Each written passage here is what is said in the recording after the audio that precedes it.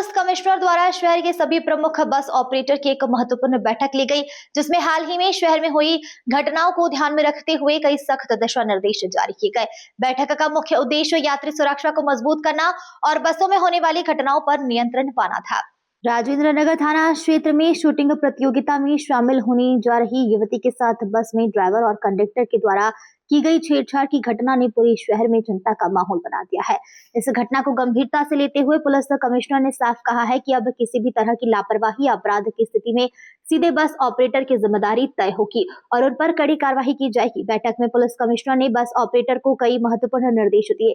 सबसे पहले सभी बस ऑपरेटर को अपने वाहनों में ब्रेथ एनालाइजर रखने के आदेश दिए हैं, ताकि यात्रा से पहले ड्राइवर और कंडक्टर की अल्कोहल जांच अनिवार्य रूप से की जा सके। यह निर्णय इसलिए लिया गया है ताकि नशे की हालत में वाहन चलाने या बस में अनुचित व्यवहार की घटनाओं पर रोक लगाई जा सके। इसी के साथ ही सभी बस ऑपरेटर को यह भी निर्देशित किया गया है कि वे हर बस के ड्राइवर और कंडक्टर की जानकारी संबंधित थाने में अनिवार्य रूप से दे। पुलिस कमिश्नर ने कहा, बस स्टाफ के व्यवहार पर निगरानी रखना भी ऑपरेटर की जिम्मेदारी होगी। यदि किसी ड्राइवर या कंडक्टर के खिलाफ शिकायत मिलती है तो केवल उन पर ही नहीं बल्कि संबंधित बस ऑपरेटर के खिलाफ भी कार्रवाई की जाएगी। शहर के भीड़भाड़ वाले चौराहे पर बस के अनुशासनहीन तरीके से रोकने को लेकर भी निर्देश दिए गए हैं।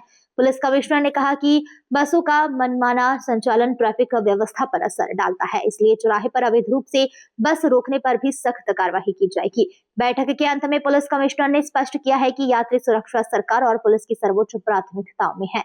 किसी भी घटना के घटित होने पर अब बस ऑपरेटर की जवाबदेही तय होगी और सख्त कार्रवाई से कोई बच नहीं पाएगा। आज आज आज हमने यहाँ पे जो हमारे शहर के इंटर स्टेट और लॉन्ग डिस्टेंस बस ऑपरेटर्स हैं, इनको यहाँ पे आमंत्रित किया था और इनसे चर्चा की गई है। टोटल 42 ऑपरेटर्स हैं, जो संख्या इनकी जो बसें चलाते हैं 2 से लेके 90 से ज़्यादा है, बड़े ऑपरेटर्स भी हैं। इनको जो पिछले कुछ दिनों में, पिछले कई दिनों से हम लोग जो देख रहे थे लगातार, और जो बस ऑपरेटर्स के द्वारा जो बसेज ऑपरेट की जा रही हैं, उसमें जो बेसिक सुरक्षात्मक सुविधाएं होनी चाहिए और जिनकी कई कमियां पाई गई हैं, उसके विषय में इनको अवगत करा दिया गया है। जैसे कि बसेज में सीसीटीवी कैमरे होने चाहिए, केबिन में भी और पैसेंजर साइड में भी, और उन सीसीटीवी कैमरों का फीड इनका एक कंट्रोल रूम होना चाहिए, जहां पे आना चाहिए, ताकि ये पूरी अपनी बसेज को मॉनिटर कर सकें। बसेज जब एक बार इंदौर शहर से प्रस्थान करती हैं और अपने गंतव्य स्थल के लिए, तो बीच में जो रुकने का इनका पॉइंट होता है वो भी पहले से डिसाइडेड है। उसके अलावा इनको कहीं नहीं रुकना चाहिए आकस्मिक परिस्थिति को छोड़ के। उसकी भी मॉनिटरिंग इनके द्वारा की जानी चाहिए, ताकि ये कहाँ रुक रहे हैं इनको पता हो। साथ साथ इनको ये भी बताया गया कि अपने बसेस में ये ब्रेथ एनालाइजर रखें, और चलते समय इनके ड्राइवर, कंडक्टर, हेल्पर जब चलते हैं तो उसकी रीडिंग भी इनको मॉनिटर करनी चाहिए, और बस जब बीच में रुकती है तो उसके बाद भी उसकी रीडिंग लेके वहाँ से ये लाइव इनके साथ शेयर करें और उसके बाद वो चलें। तो कुल मिला के लगातार जो इनके ड्राइवर, कंडक्टर और हेल्पर रहते हैं, उनकी जो स्थिति है, गाड़ी चलाने योग्य है नहीं है, कहीं कोई दिक्कत तो नहीं है, वो सारी इनके द्वारा लगातार मॉनिटरिंग होनी चाहिए। इनको बस कंडक्टर, ड्राइवर, हेल्पर के द्वारा किसी भी हालत में किसी पैसेंजर को केबिन में बैठा के ट्रैवल नहीं करना है। कई बार वो अपनी सुविधा से कर लेते हैं, उनको एक्स्ट्रा पैसे चार्ज करके। वो ऑनलाइन बुकिंग भी नहीं होती है, कई बार वो ऑपरेटर की जानकारी में भी नहीं होता है।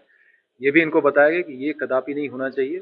एक दो बस ऑपरेटर्स ने ये बात संज्ञान में लाई है कि कुछ लोग जो है वो किसी गलत प्रभाव में आके आ जाते हैं और फिर जो है बस में बैठने की जिद करते हैं।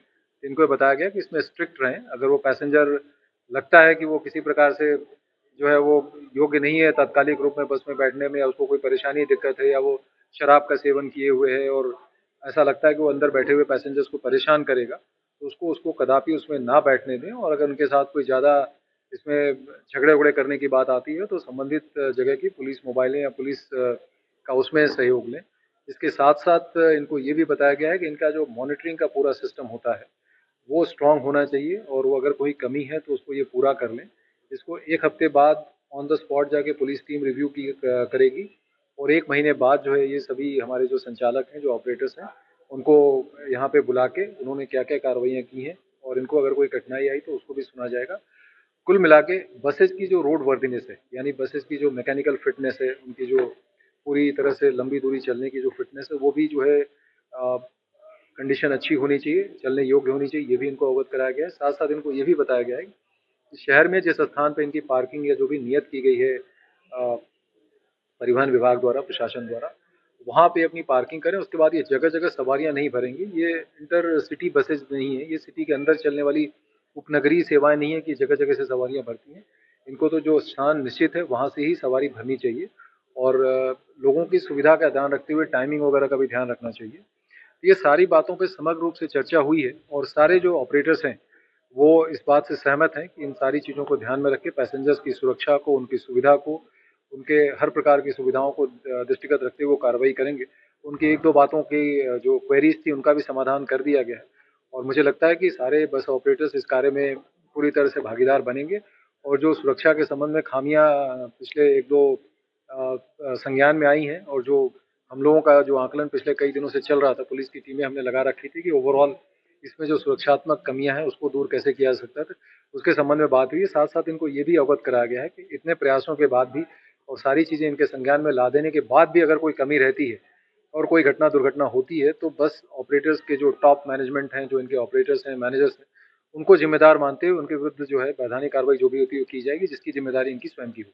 सर, बसों में यात्रियों को लेकर क्या पुलिस के नंबर भी चस्पा होना चाहिए?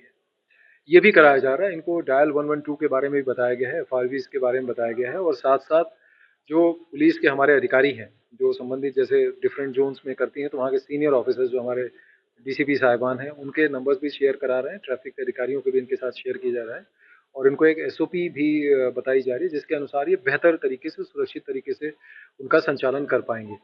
और साथ-साथ इनकी हर प्रकार से जो बसों के परिचालन में लोगों की सुविधा के लिए, यात्रियों की सुविधा के लिए जो भी ये व्यवस्थाएँ करते हैं, जो हम लोगों से अपेक्षाएँ हैं उसको भी हम पूरा कर रहे हैं, इनको उसमें गाइड भी कर रहे हैं ताकि बेहतर ये सिक्योरिटी सिस्टम अपना बना सकें।